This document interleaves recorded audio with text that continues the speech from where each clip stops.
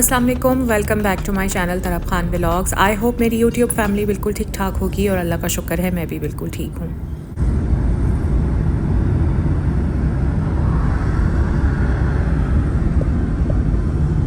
आज का मेरा व्लॉग भी कल अफ्तारी के बाद से शुरू हो रहा है। अभी तकरीबन 8 से 8:30 का टाइम है और मेरा बड़ा दिल कर रहा था कि आज मैं अम्मी की तरफ जाऊं। हालांकि अफ्तारी के बाद पता नहीं क्यों बस मुझे सर में दर्द शुरू हो जाता है और मेरा दिल करता है कि मैं जहाँ बैठ गई हूँ या लेट गई हूँ बस बैठी रहूँ, लेटी रहूँ और मैं कुछ ना करूँ। लेकिन आज बड़ा दिल था कि भाई सर में दर्द है, कुछ भी है, थकावट है, कुछ भी, आज मैंने अम्मी की तरफ जाना ही जाना है। सो अम्मी के घर मैंने आप लोगों को बताया था ना, रेनोवेशन हुई है, पेंट वगैरह हुआ है, अभी भी वर्कर्स काम कर रहे हैं अम्मी के घर। बहरहाल यहाँ पर मैं आपको ना पेंट दिखा रही हूँ। ये मेरे भाई भाभी का रूम है, उनका पेंट था। वो जो उससे पहले मैंने आपको दिखाया है वो मेरे छोटे भाई का रूम है।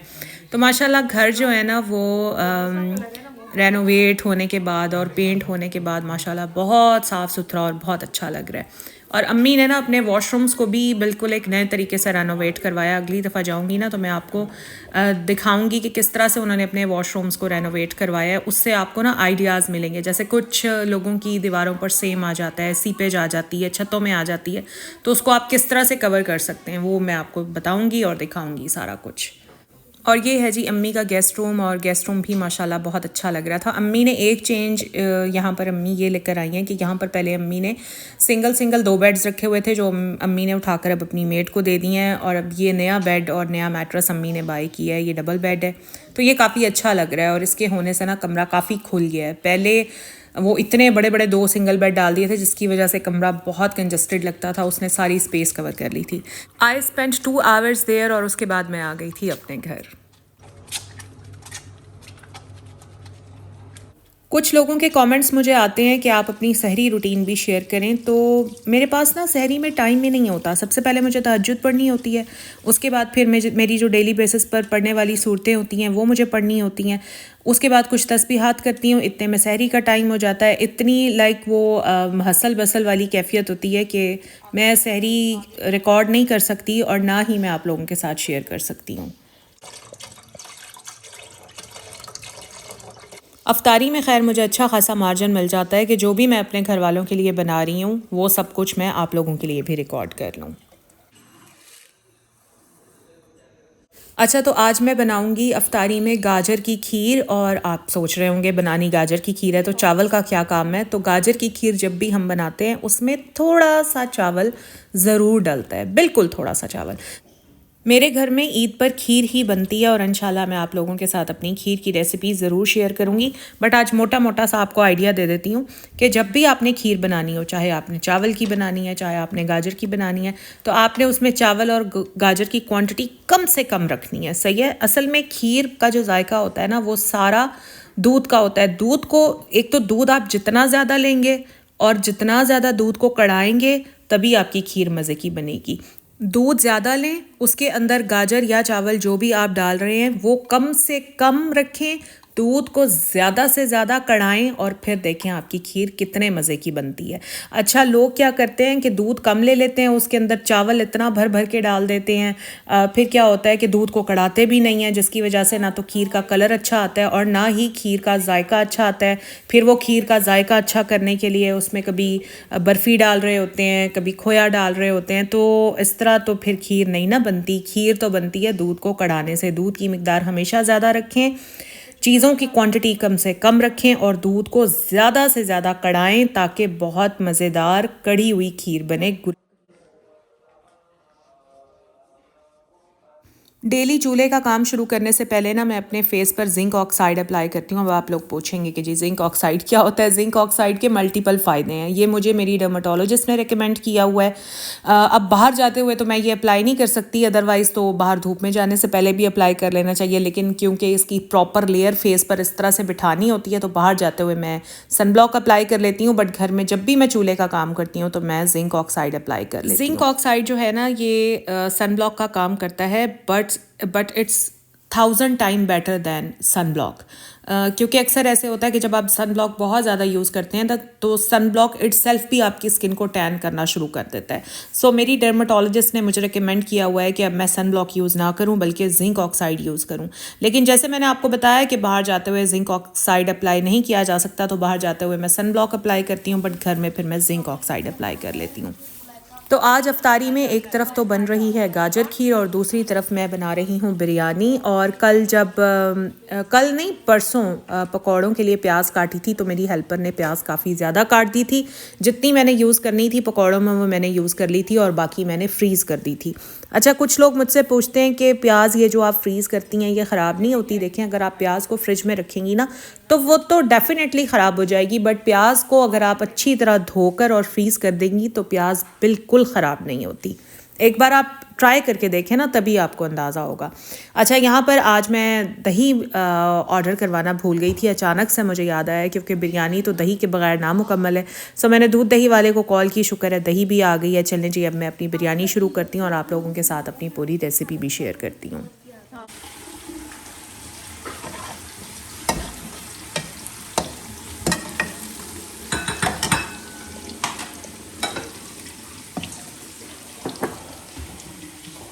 बिरयानी भाई हमेशा मैं पैकेट के थ्रू बनाती हूँ। मैंने लाइफ में कभी अपने हाथ के मसाले डालकर बिरयानी नहीं बनाई, और मेरा ख्याल है इतनी एफर्ट करने की ज़रूरत भी नहीं है जब मार्केट में इतने अच्छे अच्छे बिरयानी मसाले अवेलेबल हैं। ये मेरा अपना पॉइंट ऑफ व्यू है, हो सकता है आपका मेरे से डिफरेंट हो।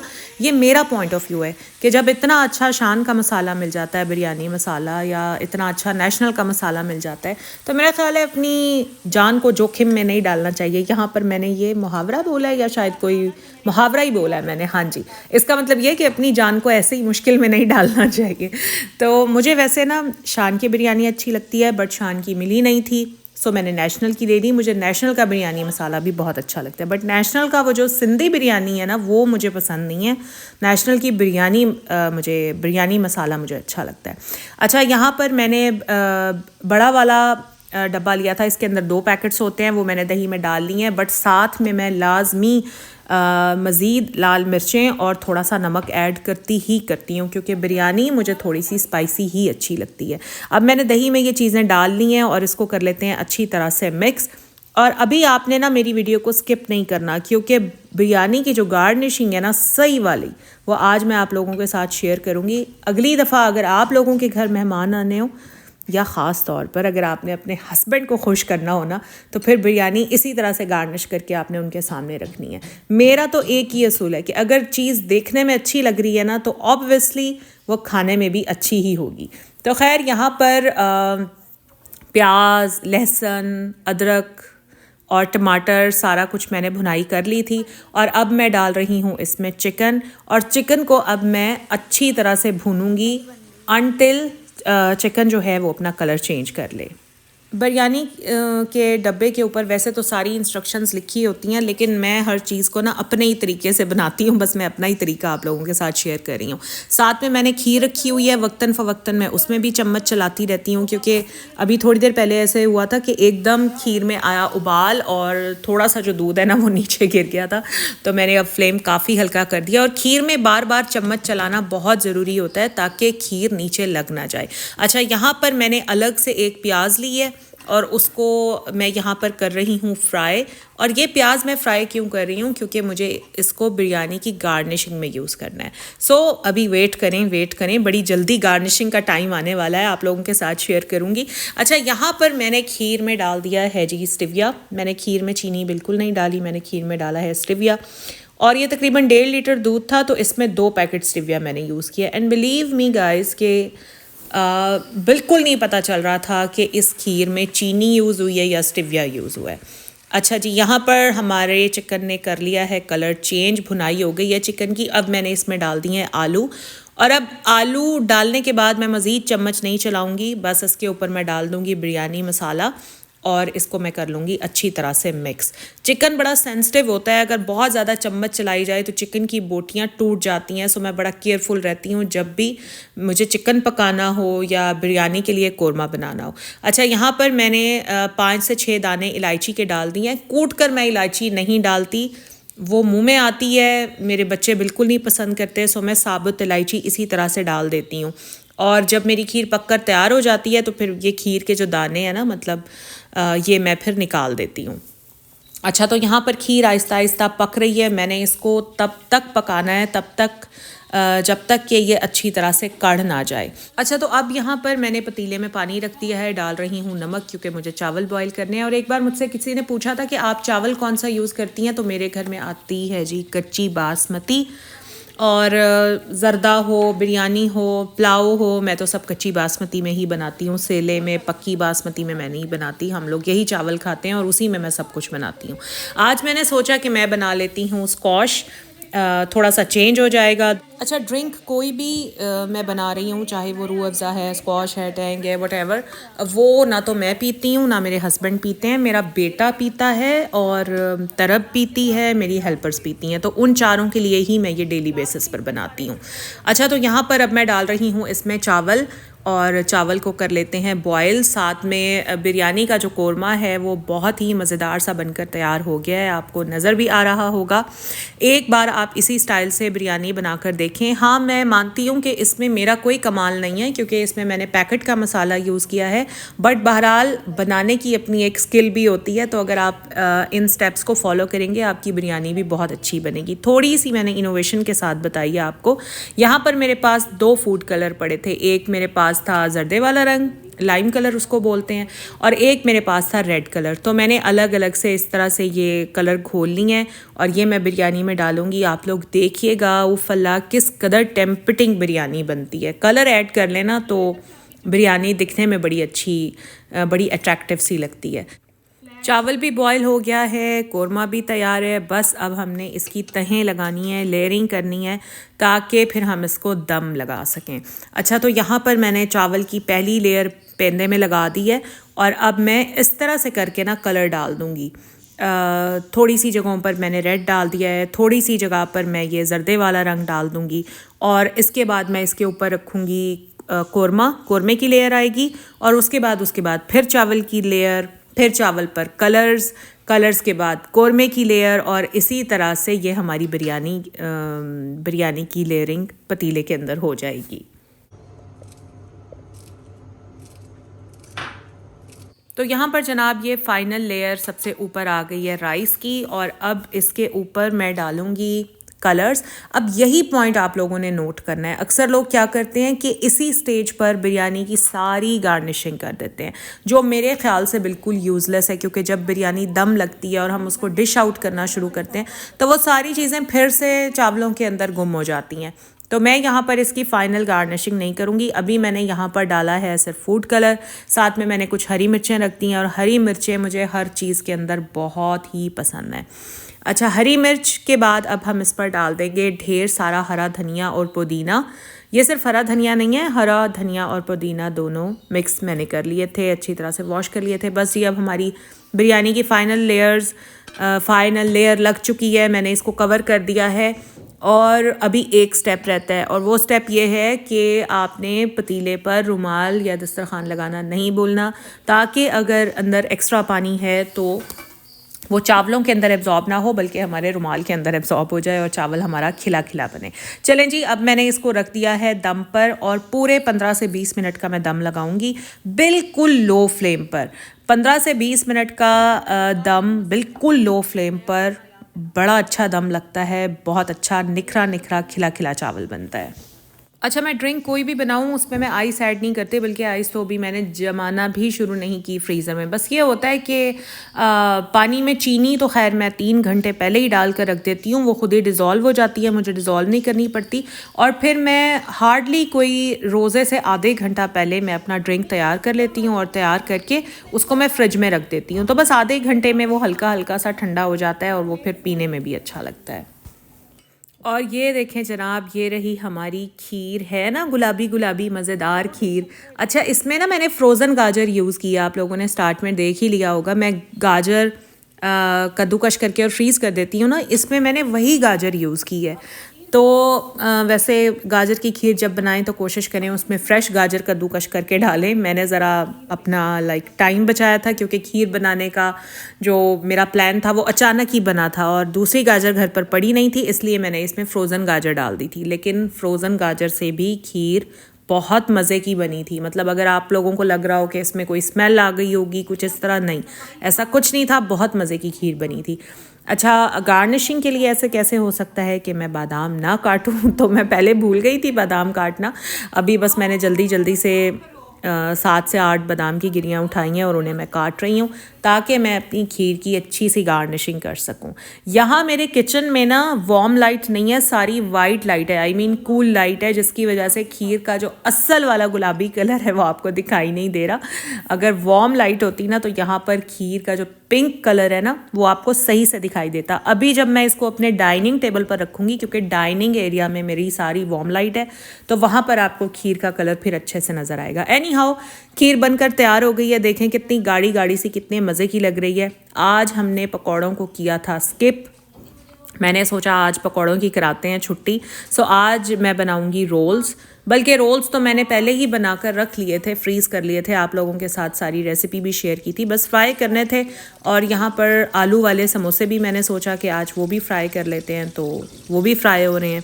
आज पकौड़ों की छुट्टी और स्प्रिंग रोल्स और आलू आज जी हमारी अफ्तारी में इन है। और इस तरह से मतलब ब्रेक ले लेके अगर चीज़ें बनाएं ना तो फिर अच्छा लगता है, खाने वालों को भी अच्छा लगता है कि आज मेन्यू चेंज है। तो इसीलिए बस मैं चीज़ें ऑफ एंड ऑन चेंज करती रहती हूँ।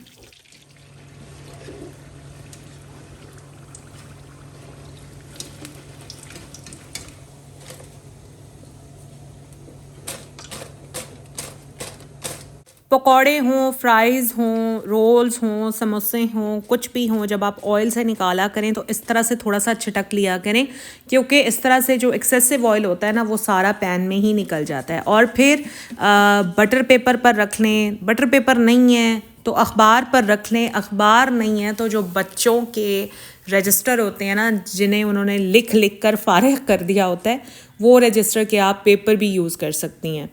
तो इसमें कोई ऐसी हर्ज की बात नहीं है कि हाय अल्लाह अब लिखे हुए कागज़ पर हम अपनी चीज़ें रखेंगे।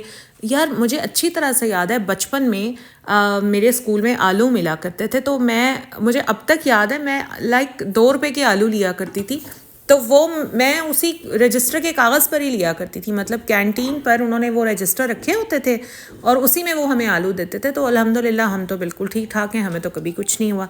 सो इतना नखरा इंसान के अंदर नहीं होना चाहिए भाई, कुछ भी अवेलेबल है आप उसके अंदर रख लें। बल्कि मैंने ये नोटिस किया है, मेरे एक्सपीरियंस से मुझे ये पता चला है कि बटर पेपर की इतनी अच्छी एब्जॉर्प्शन होती ही नहीं है जितनी अच्छी एब्जॉर्प्शन न्यूज़पेपर की होती है या वो रजिस्टर के पेपर की होती है, रजिस्टर या कॉपी के पेपर की होती है। खैर यहाँ पर जी बिरयानी बन के हो चुकी है तैयार। माशाल्लाह माशाल्लाह, इतना खिला खिला चावल बना था। चावल तो खिला खिला बना ही, बट टेस्ट क्या ही मज़े का था यार। वैसे मैं आपको एक बात बताऊं, अगर दिल से कोई चीज़ बनाई जाए ना तो वो वाकई अच्छी बनती है। आज मैंने बड़े दिल से बिरयानी बनाई थी और बिरयानी में मैं आलू ज़रूर डालती हूँ क्योंकि मुझे बिरयानी आलू के बग़ैर अच्छी ही नहीं लगती। सो इसीलिए यहाँ आपको चिकन के साथ साथ थोड़े थोड़े आलू भी नज़र आ रहे हैं। अब टाइम आता है कि जी मैं इसको गार्निश कर दूँ। This is the final stage. चले आए इसको मिलकर गार्निश करते हैं। तो यहाँ पर जो मैंने प्याज फ्राई की थी वो मैं डाल रही हूँ। और क्या होता है कि मैं ज़्यादा सारी गार्निशिंग बनाती हूँ ताकि मैं जितनी भी डिशेस लेकर जाऊँ, इवन मेरे गेस्ट भी आए हुए हों, तब भी मैं इसी तरह से गार्निश करके, चाहे मुझे 10 डिशेस अंदर लेकर जानी पड़े बिरयानी की, मैं इसी तरह से गार्निश करके अपनी बिरयानी को डाइनिंग टेबल पर सर्व करती हूँ। यहाँ पर मैंने वो जो फ्राई की हुई प्याज थी वो मैंने डाल दी है।